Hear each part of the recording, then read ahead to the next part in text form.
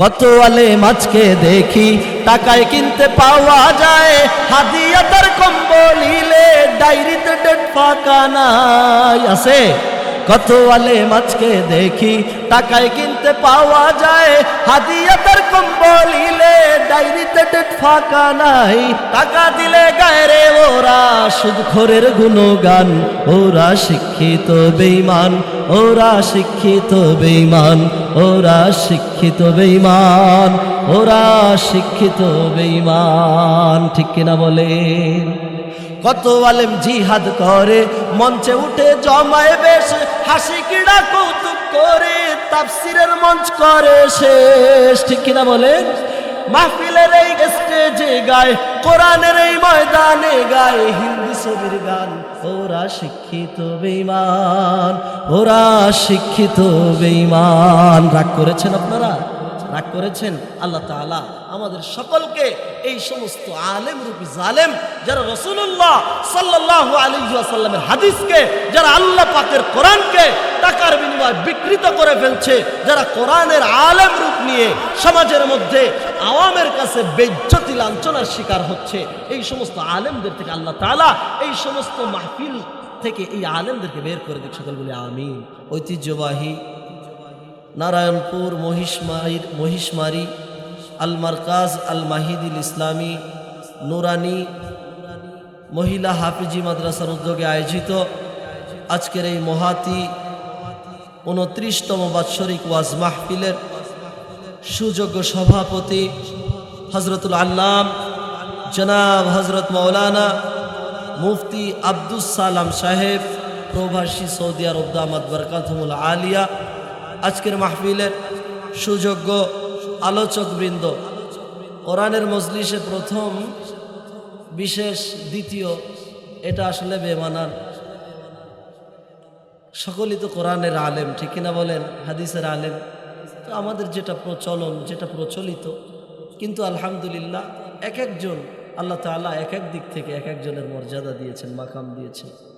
তো এই জন্য আজকের মাহফিলের সকল আলোচকবৃন্দ, অত্র মসজিদের সুযোগ্য ইমাম, অত্র মাদ্রাসার সুযোগ্য মুহতামিম, মাদ্রাসা মসজিদের খাদেমিনগণ, আমার সামনে উপস্থিত দিন প্রিয়, ইসলাম প্রিয় মুরব্বী বাপজানেরা, সমবয়স্ক বন্ধুরা, পর্দার আড়ালে অবস্থানরত আমার মা ও বোনেরা, ছোট্ট ছোট্ট মাসুম বাচ্চারা, আমরা সকলে সর্বপ্রথম রব্বুল ইজ্জাত জাল্লা শানহুর দরবারে আলিশানে অগণিত নিয়ামতের শুকুর সুজুদ আদায় করি যে আল্লাহ তাআলা ফিতনা ফাসাদের জামানায় জমিনের সমস্ত খারাপ পরিবেশ থেকে আপনাকে আমাকে বাছাই করে, ছাঁটাই করে, পছন্দ করে, মোহাব্বত করে রিয়াজুল জান্নাহ, জান্নাতের বাগানে আসবার সুযোগ করে দিয়েছেন, কিছু কথা শুনবার সুযোগ করে দিয়েছেন। সে মাবুদকে সন্তুষ্ট করার জন্য মোহাব্বতের সঙ্গে ঈমানি আওয়াজকে উজ্জীবিত করে, ঈমানি শক্তিকে উজ্জীবিত করে, নারায়ণপুর মহিষমারির মাটিকে প্রকম্পিত করে সকলে একবার রব্বুল আলামিনের শুকরিয়া আদায় করছি, পড়ি আলহামদুলিল্লাহ। আর একবার বলি আলহামদুলিল্লাহ। প্রিয় উপস্থিতি, আজকে কথা বলতে গেলে অনেকেরই কষ্ট হবে, অনেকের কষ্ট লাগবে, কিন্তু বাস্তব কিছু কথা বলা চাই, ঠিক কিনা বলেন? আজকে বাংলাদেশে কোরআন এবং হাদিসের মজলিসের অভাব নাই। প্রতি রাত্রে গোটা বাংলাদেশে হাজারের উপর মাহফিল হচ্ছে, হযরত উলামা একরাম মাহফিল করছেন। কিন্তু আজকে দেখেন মাহফিলে উপস্থিতির সংখ্যা, আল্লাহ তাআলা যাদেরকে বেশি পছন্দ করেন, আল্লাহর হাবিব হাদিসের মধ্যে বলেন যে আল্লাহ তাআলা মাইয়ুরিদিল্লাহু বিহি খায়রান ইউফাক্কিহু ফিদ্দীন, আল্লাহ তাআলা যার ভালো চান, যার মঙ্গল চান, যার কামিয়াবি চান, যার সফলতা চান, কেবলমাত্র একমাত্র শুধুমাত্র তাকেই দ্বীনের বুঝ দান করেন। শুধু দ্বীনের বুঝ দান করেন না, দ্বীনের মজলিসে জুড়বারও তৌফিক দান করেন। তা আপনি আমি যে আসতে পেরেছি, আল্লাহ তাআলা ভালো না বাসলে কি আসতে পেরেছি? আসতে পারিনি। তো যেই কথা বলছিলাম সেটি হচ্ছে আজকে গোটা বাংলাদেশে হাজারের উপর মাহফিল, কিন্তু মাহফিলের দ্বারা এক সময় যেমন হেদায়েত হতো, আজকেও আলহামদুলিল্লাহ হেদায়েত হচ্ছে, কিন্তু সংখ্যাটা অনেক কমে গিয়েছে। এক সময় মা বোনেরা, গ্রামের মুরব্বী আপনারা যারা আছেন, আপনারা সাক্ষী দিবেন, আমরা তো সেই দিনের ছেলে পেলে, অল্প বয়স আমাদের, আপনারা দেখেছেন এক সময় রাস্তা দিয়ে চললে মহিলারা একটা পাশে চলে যেত, মা বোনেরা ঘুমটা দিয়ে পাশে চলে যেত। আজকে শহর অঞ্চলের অবস্থা দেখবেন, মহিলারা কেমন যেন মুরব্বী হুজুর দেখলে আরো বেপরোয়া হয়ে যায়, ঠিক কিনা বলেন? আজকে মাহফিলগুলি হচ্ছে, এই মাহফিলগুলি এই বাংলাদেশে দিন প্রচারের যতগুলি ক্ষেত্র আছে তার মধ্যে একটি ক্ষেত্র, একটি মাধ্যম, সেটা হচ্ছে কোরআনী মজলিস। এই মজলিসের মাধ্যমে মানুষের হেদায়েত হওয়ার দরকার। হেদায়েত হচ্ছে না সেটা বলছি না, কিন্তু তুলনামূলক হেদায়েত অনেক কমে গিয়েছে। হেদায়েত দেওয়ার মালিক আল্লাহ। আল্লাহ কেন হেদায়েত দিচ্ছেন না? কারণ আল্লাহ তাআলা মানুষের উপরে বেজার হয়ে গিয়েছেন। কারণটা কি? কারণ আপনি যাকে আলোচনায় ডাকছেন তিনি টাকা ছাড়া আলোচনায় আসতে চান না, ঠিক কিনা বলেন? শ্রোতাদের মধ্যে ঢুকছে সুর। কি ঢুকছে? সুর। সুর যদি ভালো হয় তো আলোচনা শুনবো। বক্তার মধ্যে ঢুকেছে টাকা, তাহলে বক্তার মধ্যে ঢুকেছে টাকা, শ্রোতার মধ্যে ঢুকেছে সুর। আল্লাহ তাআলা বলেন, এই জন্য আমি তোদেরকে দেই না হেদায়েতের নূর। হেদায়েতের নূর আল্লাহ তাআলা এই জন্য দেন না। আজকে আলেমদেরকে দাওয়াত করতে যাবেন, আমরাই বলি এটা রিয়াজুল জান্নাহ, এখানে আসতে আল্লাহ জীবনের গুনাহ মাফ করে দেয়। তো আমার জীবনে সগীরা কবিরা কত গুনাহ আছেন, কত গুনাহ আছে আল্লাহই ভালো জানে, ঠিক কিনা বলেন? তো আমি বক্তা সাহেব এটা যদি আমার অন্তরে থাকবে তাহলে আমাকে কন্টাক্ট করে আনতে হবে কেন? দাওয়াত দিলেই তো চলে আসবো, ঠিক কিনা বলেন? আজকে নিজেদের মধ্যে ইসলাহ নাই, এই জন্য আওয়াম মানুষের মধ্যে ইসলাহ আসতেছে। কত আলেম আজকে দেখি টাকায় কিনতে পাওয়া যায়, হাদিয়াতার কম্বল নিলে ডায়েরিতে ডেট ফাঁকা নাই। আছে কত আলেম আজকে দেখি টাকায় কিনতে পাওয়া যায়, হাদিয়াতার কম্বল নিলে ডায়েরিতে ডেট ফাঁকা নাই। টাকা দিলে গায়ে রে ওরা। আজকের মাহফিলের সভাপতি সাহেব শ্রদ্ধেয় হযরত হাটাজারি থেকে ফারেক হুজুর আলেম মানুষ, কিন্তু সমাজের বিভিন্ন অঞ্চলের মাহফিলগুলিতে যাদেরকে সভাপতি বানানো হয় উনি প্রতিদিনে কয় রাকাত নামাজ পড়তে হয় এটাও ভালোভাবে বলতে পারেন, এমন মানুষদেরকেও সভাপতি করা হয়, ঠিক কিনা বলেন? সুদ খেয়ে ঘুষ খেয়ে তিনি সভাপতি সাহেব বসছে, সভাপতি সাহেবের মাথা এখানে পেটটা ওখানে, ঠিক কিনা বলেন? টাকা দিলে গায়ে রে ওরা, সুদখোরের গুণগান, ওরা শিক্ষিত বেঈমান, ওরা শিক্ষিত বেঈমান, ওরা শিক্ষিত বেঈমান, ওরা শিক্ষিত বেঈমান, ঠিক কিনা বলেন? অনেক বক্তারা তারা বেছে নিয়েছে আজকে যুবকদের মধ্যে যদি একটু রং ঢং না দেওয়া যায়, একটু হাসির কথাগুলি না বলা যায়, তাহলে যুবকরা মুছবে না, ঠিক কিনা বলেন? যদি একটু অনেক সুর দিয়ে সঙ্গীত করা না হয় তাহলে যুবকরা মুছবে না। যদি যুব সমাজ মজে যায় আমার ওই অঞ্চলে দাওয়াতের অভাব হবে না।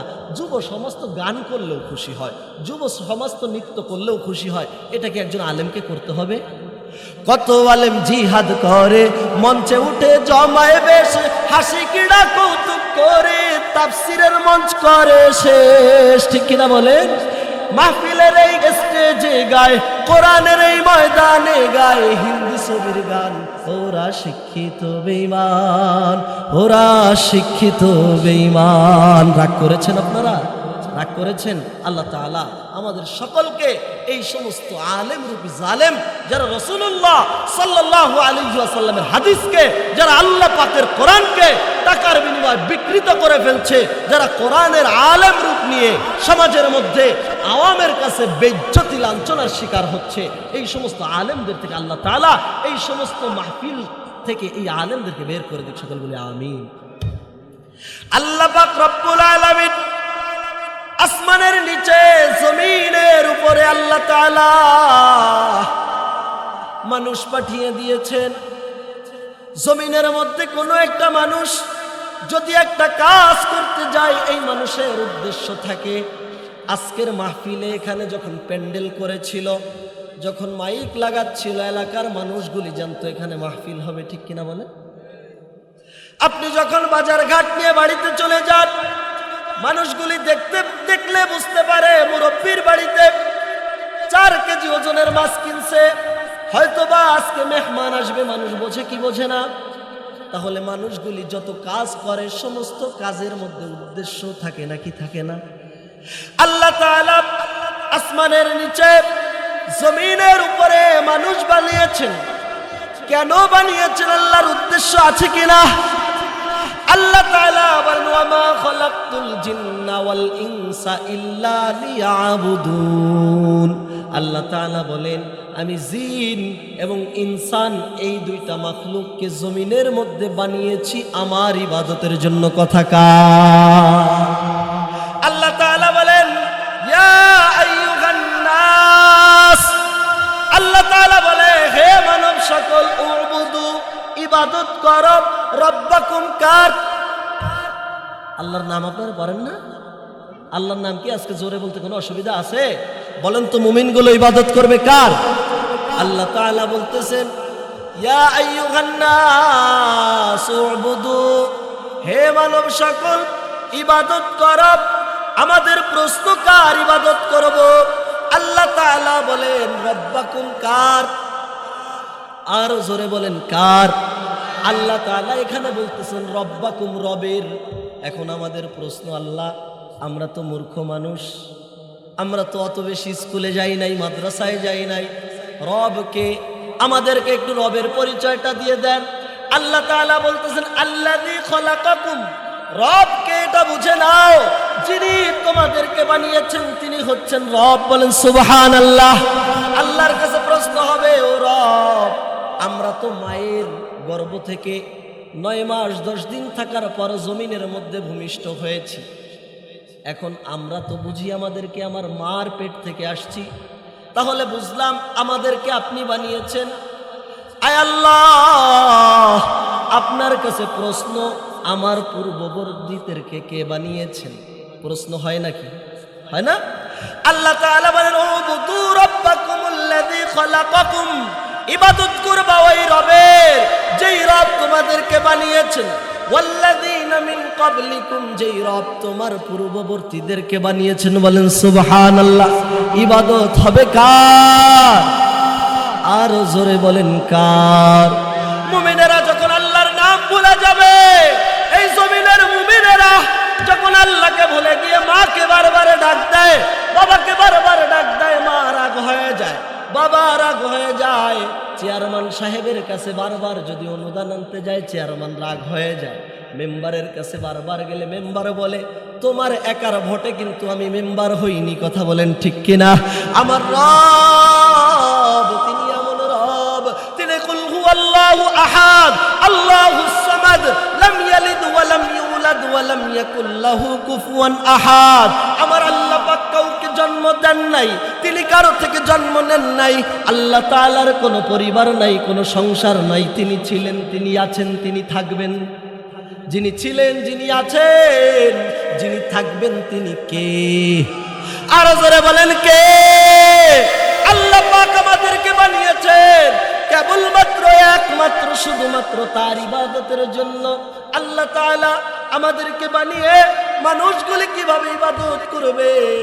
আইয়ামে জাহিলিয়াতের যুগে, যেই যুগে নিজের মেয়েটাকে, জীবিত মেয়েটাকে মাটির নিচে দাফন করা মানুষ স্ট্যাটাস মনে করত। আপনি আপনার মেয়েকে, আপনার মেয়ের বিবাহ দিবেন, যেটা আমাদের সমাজে প্রচলিত আছে, একটু বুঝে নেন। এই বিয়েটা যদি ধুমধাম করে হয় তাহলে আমাদের একটু সুনাম হয়। মনে হয় সবার মেয়ে গরু জবাই করে দিছে, আমার মেয়েটাকেও গরু জবাই দিয়ে বিয়ে দিব, ঠিক কিনা বলেন? এটা আমাদের কাছে স্ট্যাটাস মনে হয়, 2 তলা বিল্ডিং করে স্ট্যাটাস মনে হয়। আল্লাহ তাআলা জমিনের মধ্যে মানুষ বানিয়েছেন, ওই জমিনের মানুষেরা আল্লাহকে ভুলে তারা গায়রুল্লাহর ইবাদত করত। তারা তাদের নিজের জীবিত মেয়েটাকে মাটির মধ্যে দাফন করা, তারা এটাকে স্ট্যাটাস মনে করত। আল্লাহ পাক রব্বুল আলামিন এই অন্যায়কে দূরভূত করার জন্য একজন মহামানব পাঠালেন, যিনি আমিনার গর্ভ থেকে আসলেন, যিনি আব্দুল্লাহর ঔরাসে আসলেন। তিনি হচ্ছেন সাকিয়ে কাউসার, শাফিয়ে মাহশার, মাহবাতে জিবরিল, আকায়ে নামদার তাজদার, সাইমুদ্দিন আকা সরদার, হাবিবি কিবরিয়া, আশরাফুল আম্বিয়া, মুহাম্মদ মুজতবা, আহমদ মুজতবা সাল্লাল্লাহু। নবীজি জমিনের মধ্যে চলে আসলেন। আল্লাহ তাআলা এই নবীকে জীবন্ত কোরআন বানিয়ে পাঠালেন।